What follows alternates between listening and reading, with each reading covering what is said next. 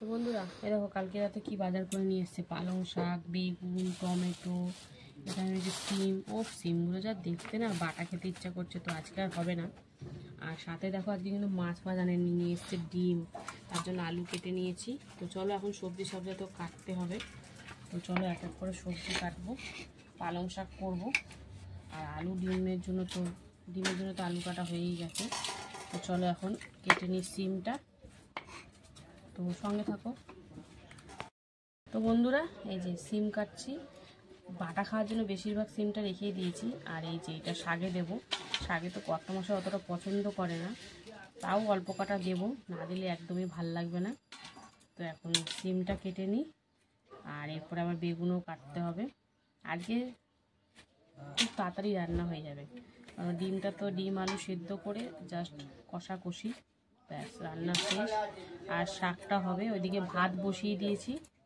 তো চলো সিমটা কেটে তারপরে বেগুন শাক ঠাক কাটবো, দেখতে থাকো। তো বন্ধুরা, এই যে আলু কেটে নিলাম, সিমও কেটে জলে ভিজিয়ে রেখেছি। এবার চলো বেগুনটা কাটি, দেখি বেগুনটা কেমন এনেছে, কচি না পোকা। এই দেখো বন্ধুরা, একটু ট্যাপ খেয়ে গেছে ঠিকই, এতে হয়তো সাইকেলে আর না চাপে চুপে লেগেছে হয়তো। আর এই দেখো বেগুনটা কি কচি। চলো বেগুনটা দিয়ে দিই। বেগুন দিয়ে বড়ি দিয়ে, পালং শাকে তো বড়ি যাবেই না, ভাল লাগবে না, বেশ জমে যাবে। তো আজকে মাছের ঝামেলা করলাম না, কারণ কর্তা মাসে একটু বেরাবে, তাড়াহুড়ো আছে, ওই জন্যই ভাবলাম থাক, ডিমটা তো তাড়াতাড়ি হয়ে যাবে, তাই ডিমটাই করে নিই। তো চলো বেগুন কাটাও হয়ে গেল। এবারে কাটবো পালং শাক। একদম কচি কচি পালং শাক আছে, দেখো বন্ধুরা, এই দেখো পালং শাকটা দেখেছো, খুলে রেখেছে ডান্ডি ফান্ডি, তো কচি কচি। চলো ছোট ছোট করে কেটে নিই। একদিন পালং শাক দিয়ে চিকেন খাবো, পালং চিকেন খাওয়ার ইচ্ছা আছে, দেখি কবে ইচ্ছাটা সে পূরণ হয়। কারণ কচি থাকতে থাকতে খেতে হবে, এরপরে যখন ওই শীষ পালং উঠে যাবে তখন ভাল লাগবে না। তো চলো শাকটা তো কাটবই, তারপরে আবার আদা রসুন একটু টুকিটাকি জিনিস যেগুলো বাকি আছে, টমেটো আদা রসুন। তো চলো সবজি তো আজকে এখানেই ইতি গজ, আর সেরকম সবজি কিছুই নেই, আর মাছ পাজও আজকে নেই। ডিমটা এখনই সেদ্ধ বসিয়ে দেবো প্রেসারে, ডিম আলু। তো কি করি না করি সবটাই তোমাদের সামনে তুলে ধরবো, তো দেখতে থাকো, সঙ্গে থাকো। তো বন্ধুরা, এদিকে দেখো ভাত হচ্ছে, আর এদিকে এই যে প্রেসারে ডিম আলু একসাথে সিদ্ধ বসিয়ে দিয়েছি।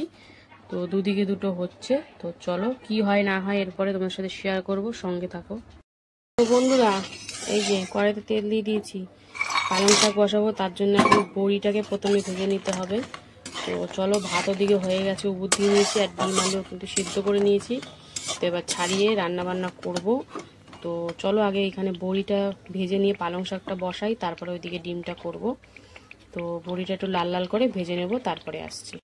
বন্ধুরা, এই যে বড়িটা ভেজে তুলে রাখতাম, তারপরে শুকনো লঙ্কা পাঁচফোড়ন আর একটু সামান্য হলুদ দিয়েছি যাতে তেল না ছিটকায়। তো ফোড়নটা তো সুন্দর করে ভাজাভাজি হয়ে গেছে। তো চলো এবারে সবজিগুলো দিয়ে দিই। তো সবজি আর শাকটা আলাদা করার কারণ হচ্ছে, শাকটা ভালো করে ধুয়ে জল ঝরাতে দিয়েছি, আর সবজিটা আলাদা রয়ে গেছে। তো আগে সবজিটা দিয়ে নিই, তারপরে শাকটা দেবো।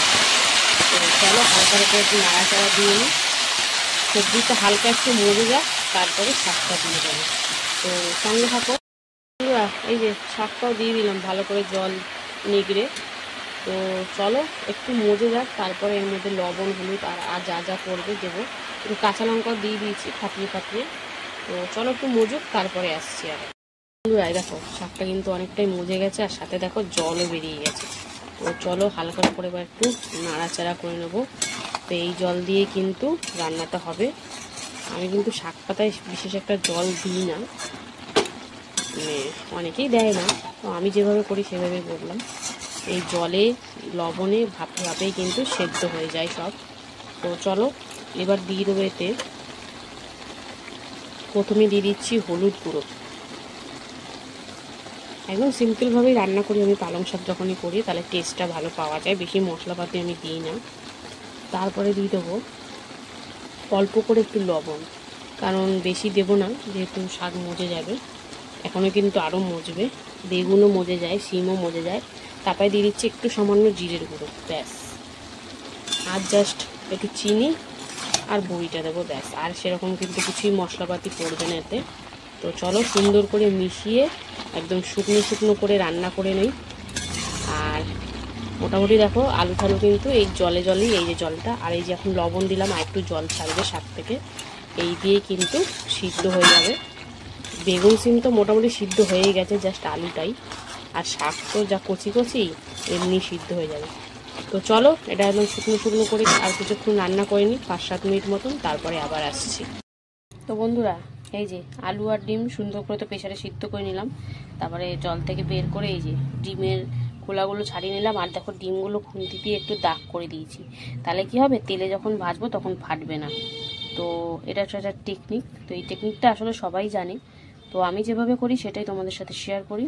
তো চলো এবার ডিম আলুটা সুন্দর করে ভেজে নেব, তারপরে তরকারি করে দেখতে থাকো।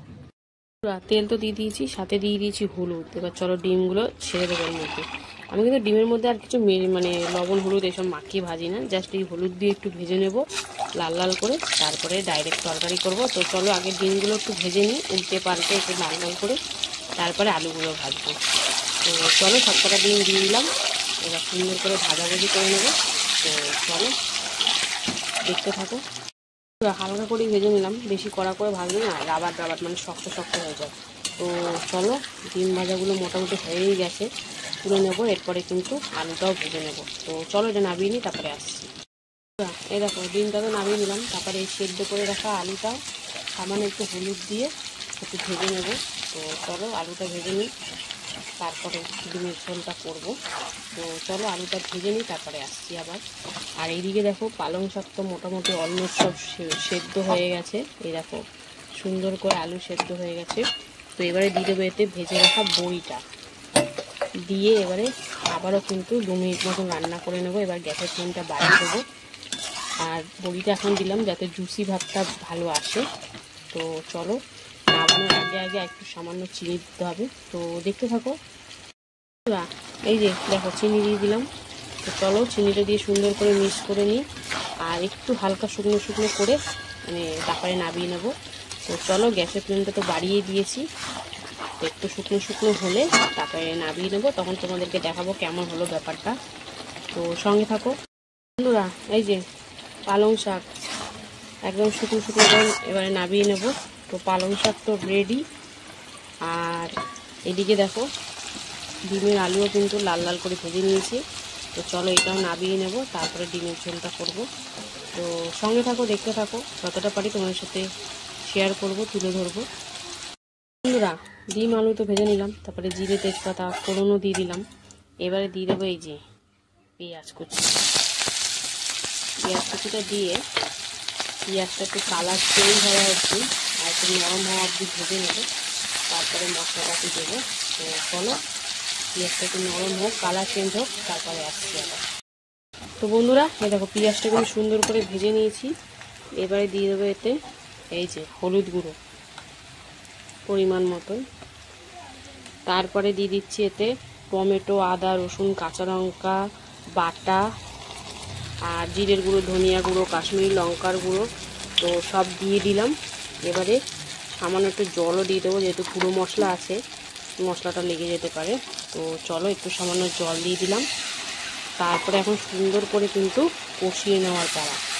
লবণটা এখনও দেওয়া হয়নি, এখানে আছে আদা, জিরে, টমেটো, কাঁচা লঙ্কা, রসুন সব একসাথে দিয়ে এখন কাশ্মীরি লঙ্কার গুঁড়ো সব দিয়ে কষাকষি চলছে। তো চলো সুন্দর করে কষিয়ে নিই, তারপরে আসছি আবার। বন্ধুরা এই যে দিয়ে দিলাম লবণ আর সামান্য একটু চিনি, তো দিয়ে এখন সুন্দর করে কিন্তু কষাকষি চলছে, এখন কিন্তু কষানো হয়নি। তো চলো তো আরেকটু কষিয়ে নিই, তারপরে আসছি। বন্ধুরা মশলার গা থেকে তো তেল ছাড়া শুরু হয়ে গেছে। তো চলো এবারে কি করব, ভেজে রাখা ডিম আর আলুগুলো একসাথে দিয়ে হালকা করে একটু কষিয়ে নেব, তারপরে পরিমাণ মতন জল ঠল দেবো। তো দেখো সুন্দর করে মশলার সাথে একদম মিশিয়ে নিচ্ছি, যেহেতু সিদ্ধ আছে বেশি সময়ও লাগলো না কিন্তু ডিমটা রান্না করতে। আমি যখনই ডিম করি এরকমভাবে সেদ্ধ করেই করি, তাহলে তাড়াতাড়ি হয়ে যায়। তো চলো সুন্দর করে একটু কষিয়ে নিই, তারপরে জল দেবো। ডিম আর আলু দিয়ে তো সুন্দর করে কষিয়ে নিলাম। চলো এবারে কিন্তু জলটা দিতে হবে, যেহেতু আলু সিদ্ধ আছে সেই জন্য সেই বুঝে শুনে জলটা দিতে হবে। তো আমার কর্তামশাই একটু ঝোল ঝোল খেতে ভালোবাসে, তাই একটু ঝোল তো করতেই হবে। তো চলো এই যে জল দিয়ে দিলাম, এবার সুন্দর করে ফুটিয়ে নেব, তারপরে তোমাদেরকে দেখাবো। তো চলো সবই তো সেদ্ধ, জাস্ট ফোটানোর অপেক্ষা।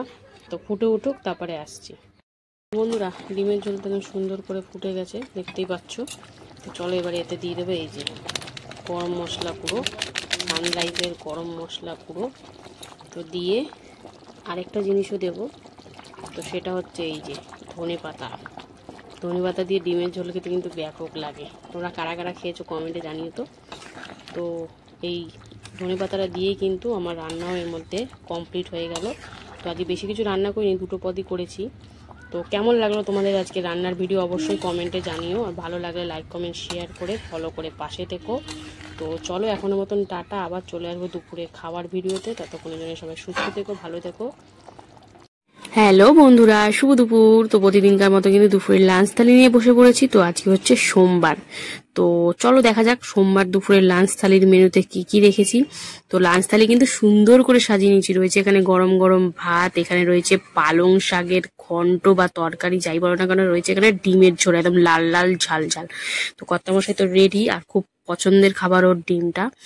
তো আজকে ডিমই করে ফেললাম, ওই জন্য সাথে ছিল পালং শাক, আলু, বেগুন, সিম, বড়ি দিয়ে।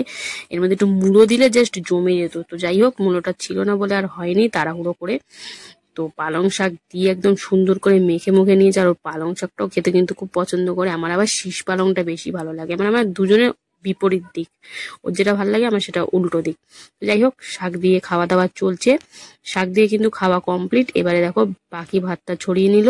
এবার হচ্ছে পছন্দের ডিমের ঝোল, একদম লাল লাল ঝাল ঝাল করেছি।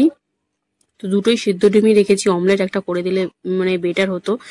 তো যাই হোক, সময় হাতে কম ছিল বলে তাড়াহুড়ো করে নিয়েছি।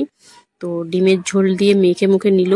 ধনেপাতা গরম মশলা দিয়ে জাস্ট ফাটাফাটি লাগে ডিমের ঝোল। আমি পছন্দ করি না বলাটা ভুল, ভালো লাগে, কিন্তু মাছ আর ডিম দিলে আমি মাছটাই আগে খাবো।